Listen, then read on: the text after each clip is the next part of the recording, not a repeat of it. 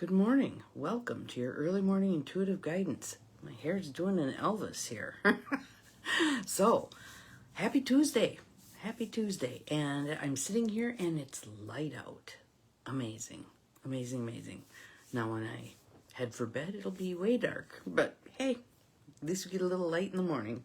So, today we have the Pilgrim Cards deck, which we haven't seen much, once recently. And this is a lovely card. This card deck is by Austin Repath, who is out of Toronto. If he's still around, he was in his 80s several years ago. Good morning, Ruth Ann. Glad you're here. Good morning to whomever else is here. Looks like people are starting to roll in. When one of you contacted him and had a nice conversation with him about his card deck.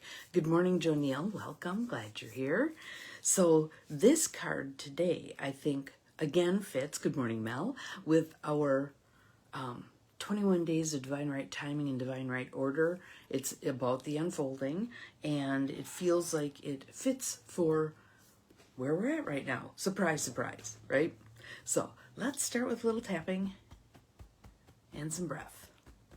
In through the nose, out through the mouth. I was doing some breathing at 3 o'clock this morning.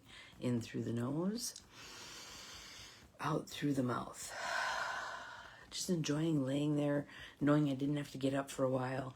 And then when I did wake up again, I realized I'd forgotten to set my alarm. So it was a bit of a hustle this morning.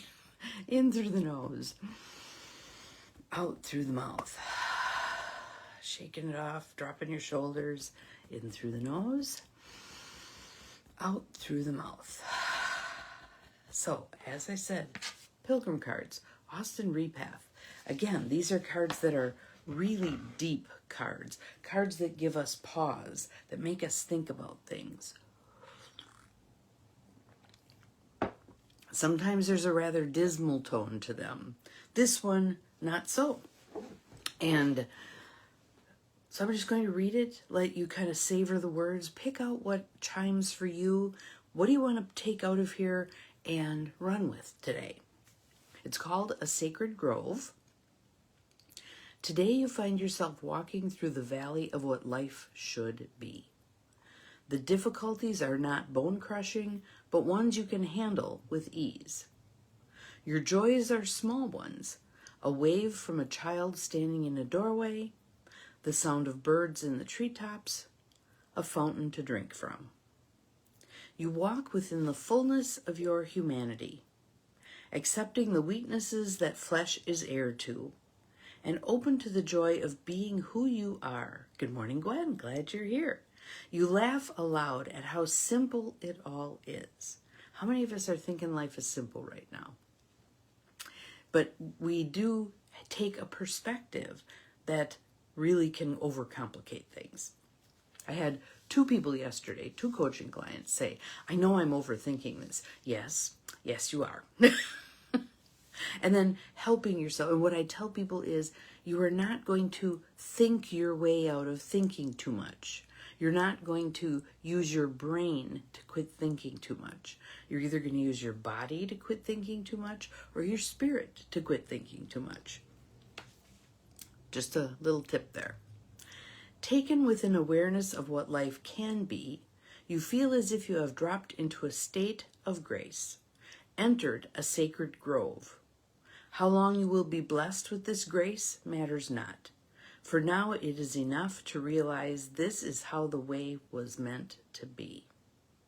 So the guidance in there, one piece of the guidance in there, I think, is when you are in that state of flow, when things are good, enjoy it.